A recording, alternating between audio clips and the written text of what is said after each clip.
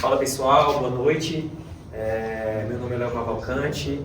Obrigado pelo convite, Pedro. É um prazer estar participando desse encontro aqui sobre tokenização. Vou contribuir um pouco falando sobre a visão de negócios que a gente tem, né, ao longo dessa jornada que a gente atua sobre tokenização. Quem me conhece, Léo Cavalcante, eu sou fundador da Vela Hub e CEO da Stratum Finance. A gente vai estar falando sobre a tokenizadora no final. Tá? A gente vai estar explicando um pouco mais o que é que ela faz, enfim. Mas vamos de insight, vamos contribuir aqui com esse dia. Para quem nunca ouviu falar sobre tokenização, eu acho que os palestrantes anteriores comentaram muito bem sobre o que de fato essa vertical vem crescendo ao longo dos anos e deixou de ser uma vertical tradicional para ser algo muito concreto no mercado a partir do momento que os institucionais entraram e realmente ficou algo com uma grandeza muito, assim, quase que incomensurável, né? Existem números e insights que ao longo dos meses isso vem sendo atualizado e hoje, assim, para os próximos 10 anos, a expectativa é que para o mercado da criptoeconomia a tokenização atinja uma bagatela de mais de 30 trilhões, como foi dito pelos demais, mas esse número já mudou, já está em 36. De acordo com o mês 4, né, que é no qual a gente está, até dia 15 foi divulgado que os próximos 5 a 10 anos vai atingir a 36 trilhões de dólares todo o mercado que envolve stablecoins, tokenização, né, no contexto da vertical como um todo. Tá? Então, isso é importante eu estar comentando porque ele define o que de fato tem na frase, né? Pelo menos 1% dos ativos globais estão on-chain. Isso para a gente é fantástico, porque a gente já está dentro do jogo, né? E isso deixa a gente mais confortável e saber que a gente está no caminho certo. Por quê? Porque muito dinheiro vai estar entrando on-chain, né? Muito dinheiro mesmo, né? Diante de um mercado gigantesco que, de acordo com alguns bancos americanos, JP Morgan, chega a 900 trilhões de dólares, né? Todo esse movimento de ativos que tenham condição de entrar como ativos reais. Porque para ter assim, essa chancela de ativo real, existem alguns pré-requisitos, que um deles, de fato, é você ter essa garantia e esse lastro real. Então, diante desse mundo, que é muito maior dos que possuem lastro atual, a gente tem um número de 900 trilhões, que é um número muito grande. Então, é um número estratosférico isso aí, né?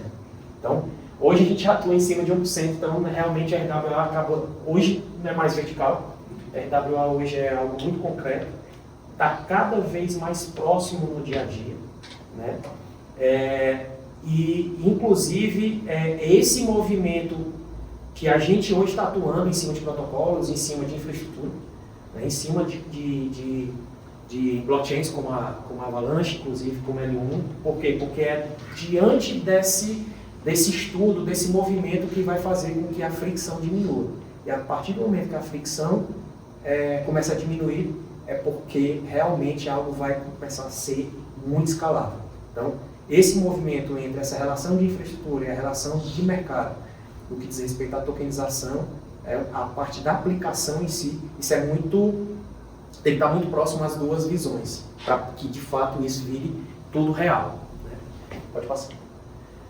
Bom, sobre a RWA tem alguns insights que eu tirei hoje, inclusive, né, da RWA.inc, né, que é um dos maiores grupos de insights que envolvem todo o mercado global de tokenização. Pra vocês terem uma ideia, stablecoin já passou de 300 bi, só de stablecoin, né, mas com o mercado como um todo está quase 350. Se a gente pegar e fatiar nos últimos 3 meses a nível de verticais, a criptoeconomia, RWA está em top 1 em market fit. Então ela só cresce enquanto a maioria das verticais caem. Por exemplo, eu recebi alguns outros insights em outras verticais, por exemplo, GameFi. GameFi vem caindo ao longo dos últimos 6 anos. Incrivelmente a RWA vem crescendo de uma forma muito grande.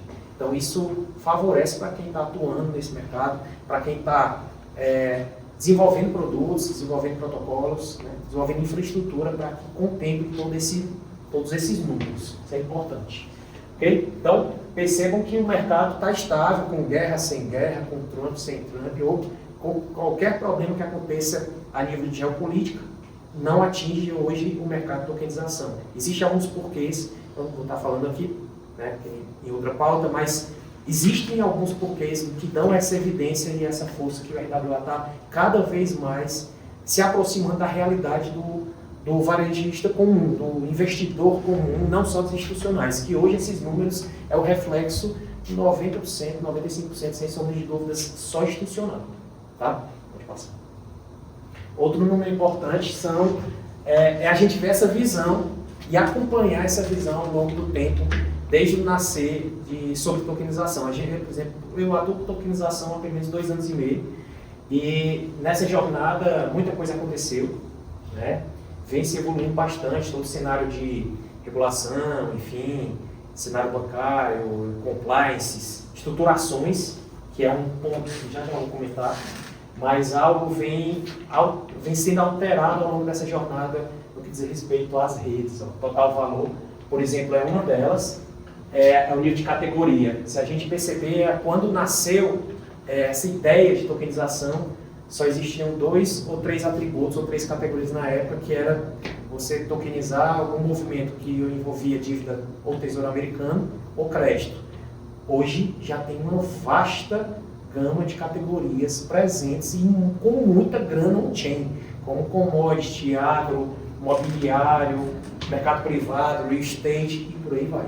Então isso aí acabou favorecendo esses números e cada vez mais esses números, a tendência é que isso realmente cresça, por conta dessa quantidade de dinheiro, dessa volumetria e principalmente dessa grande escala e essa evolução que a infraestrutura, junto com segurança / compliance, né, todo esse movimento que envolve essas camadas estruturais e também a parte regulatória, que é importantíssima no movimento da tokenização. Tá? Outra visão também, pode passar, é a visão da categoria de network. Nos últimos 3 anos, sempre quem foi o rei foi a rede Ethereum. Nesses últimos 1 ano e meio, isso vem sendo alterado gradualmente, gradativamente. É claro que a rede Ethereum ainda tem uma grande parte do contexto, que vocês veem aí, mas outras redes vêm se destacando, inclusive a rede Avalanche. Então, a gente tem algumas redes L1 mais especializadas em tokenização, RWA especificamente, né? Qual a gente pode comentar aqui sobre Mantra, Plume, né? Tem números bem atrativos, bem grandes também, mas as outras blockchains, as mais antigas, como o BNB, enfim, a própria Avalanche, né? Polygon, elas estão no top 10 e a Avalanche vem crescendo também, ela está contida no top 10. A gente acompanha isso mensalmente e, por fim, o que eu posso comentar é que a Ethereum está começando a perder essa volumetria e está começando a perder, e essa volumetria está sendo transferida e sendo diluída para outras chains, né? Isso é bom, né, por um lado, e é ruim para o outro, por conta dessa diluição, essa estruturação. Você acaba entrando em problemas, como foi dito anteriormente, por conta de infraestruturas diferentes, modelos diferentes, templates, parte de segurança diferente, regulatório diferente. Isso acaba a gente tendo que compreender um pouco mais sobre o modelo, sobre interoperabilidade. Novamente, por quê? Porque cada um quer fazer de um jeito, mas que na prática o ideal é ter uma open workflow próprio para essa estruturação de RWA. Em contrapartida, você tendo essa diluição, você acaba ganhando em outros aspectos de negócio, aspectos regulatórios, que todos se convergem, movimento de padrão, em algum momento todos vão se convergir para um único padrão, então isso vai ser um grande facilitador. Então a gente está digamos que a gente está nessa transição para poder que nasça esse padrão único, que essa é a expectativa dos próximos anos. Isso é um dos insights, inclusive. Foi comentado sobre o T-Rex, o RC3643, que hoje é o mais utilizado, mas existem outros padrões de outras redes também, são bastante utilizadas. Existem padrões que envolvem e são plugadas modularmente, como de privacidade, dentre outras estruturações, mas realmente hoje o T-Rex 3643 da Ethereum é mais utilizada. Porque, acho que as empresas compreenderam e entenderam que realmente hoje com essa estruturação via multi-assinatura ela é a mais segura. Né? Pode passar. Bom, porque falei, mas por que então o RWA só tende a crescer? Por que ele está cada vez mais forte? Por que as empresas estão começando a entender? As empresas do mercado tradicional começam a nos buscar, as empresas especializadas de Web3, para poder compreender os cenários, enfim, tentar estruturações, fazer cases, né?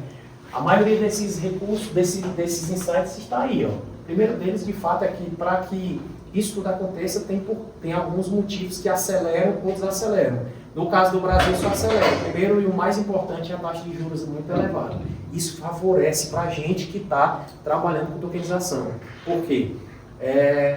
Eu tenho vários exemplos. Hoje, ano passado, eu fiz uma série de estruturações de trilhos de tokenização de imobiliário. Esse ano, a gente está pegando alguns trilhos de commodity de agro, muito agro, apareceu para a gente, isso é bom. Mas a gente, de acordo com os estudos que a gente fez nas estruturações, todos eles passam por um modelo muito semelhante quando diz respeito à taxa de juros. Por quê? Porque sempre quando o cliente chega para mim e diz, Léo, a gente precisa fazer essa estruturação agro. Porra, se eu chegar no Itaú e pedir R$1 milhão, a gente fez um benchmark muito bem feito há 6 meses atrás, foi no final do ano passado. E toda essa estruturação dos bancos fiat era entre 17,5 e 19,5. Então, o que é que vai mudar nesse game de tokenização quando a gente fala sobre trilhos institucionais de tokenização? Né? A diferença é que, em vez de ele pagar quase 20% em qualquer banco fiat, ele vai pagar em torno de 5% em todo o trilho tokenizado, digital on-chain. A diferença está aí. Quando eu digo 5%, está contido estruturação, tecnologia, compliance e todo o BPO, todo o gerenciamento de projetos e o workflow feito. Então isso é uma diferença. Ele se sente muito atraído.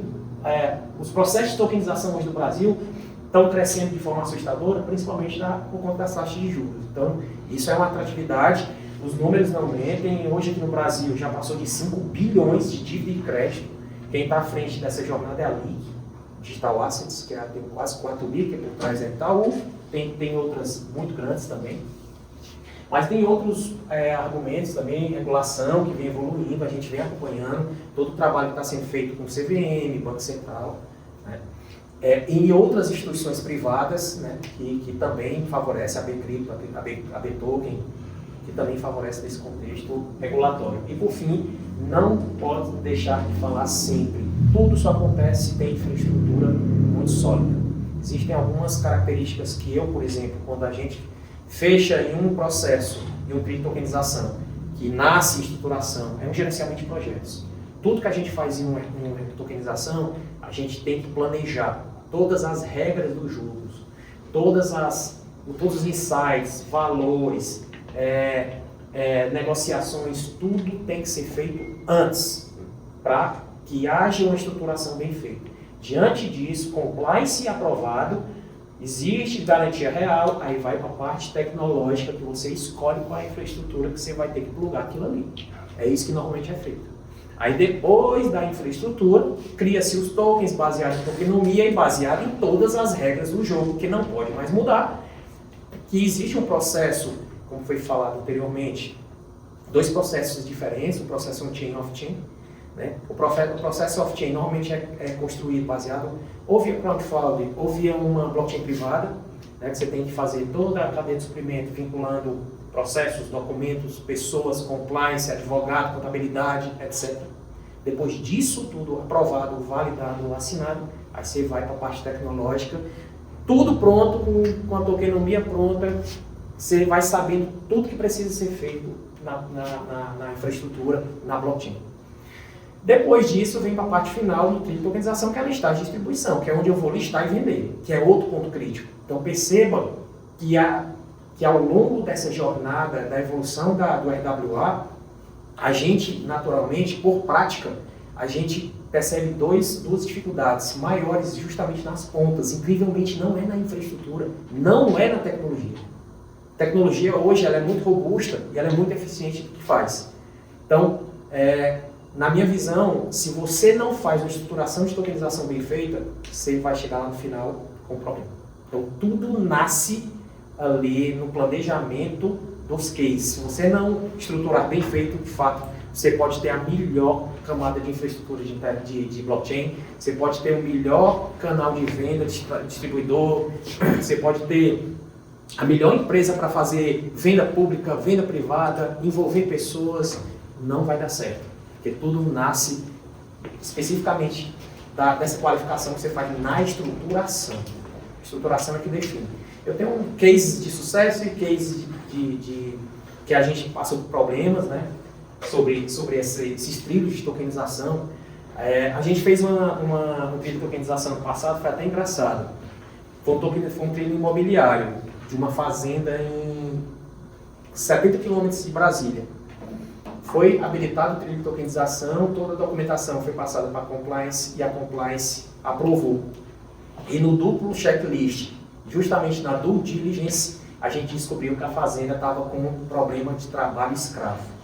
Então percebam que se a gente tivesse passado direto para a tecnologia ou tivesse passado para outras camadas desse trilho, né, os próximos passos, e não tivesse de fato feito por completo a estruturação com compliance bem definido, certamente a gente ia ter um baita de um problema no final, né, dessa venda, enfim, desse trilho de tokenização. Então, RWA, existe essa complexidade entre o mundo real e digital por isso.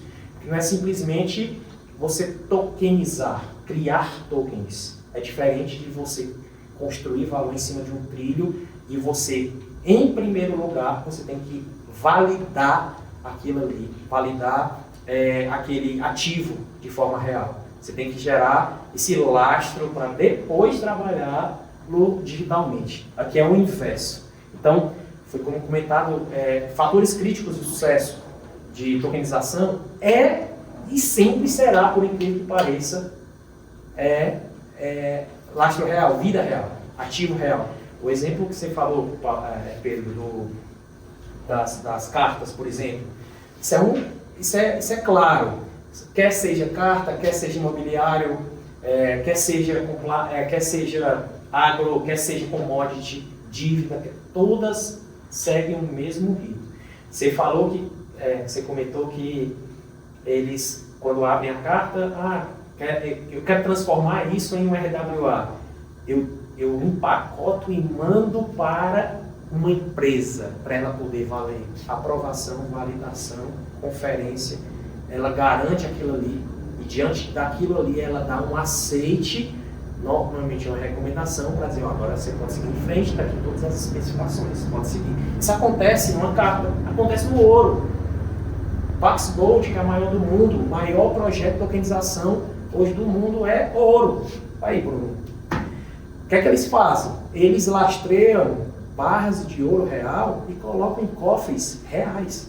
E a empresa que está guardando esse cofre, que tem uma estrutura surreal de segurança, ela dá a homologação certificada daquela barra de ouro e toda a estruturação que é feita, toda a tokenização que é feita, as vendas é em cima desse documento especificado e lastreado, baseado numa empresa especializada. Então existem vários exemplos de sucesso, existem vários exemplos de problemas também que aconteceram. Aconteceu recentemente um problema aqui no Brasil sobre a questão de um projeto de esmeraldas, né? Então, assim, existem toda essa cadeia entre o mundo real e o mundo virtual, o mundo digital. Então, a tokenização, o sucesso da tokenização sempre vai vir da sua estruturação para poder chegar numa infraestrutura bem definida. Pode passar. Bom, o que está por trás de oportunidades e estratégias? Tem várias, né? Hoje a gente pode estar atuando em várias frentes, como dívida pública, normalmente é dívida treasury, né? Tesouro público, crédito, fundo on-chain, stablecoins, agro, commodity, imobiliário. Esses daqui são realmente os maiores.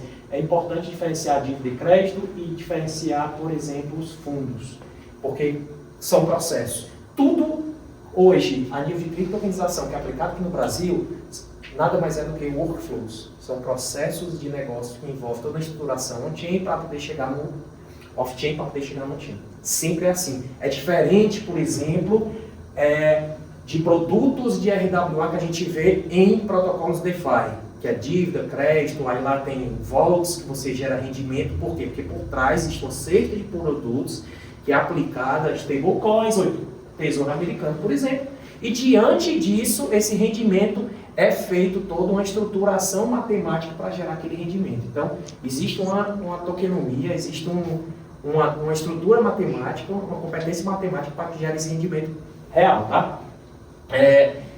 Então, assim, existem várias formas da gente atuar de tokenização.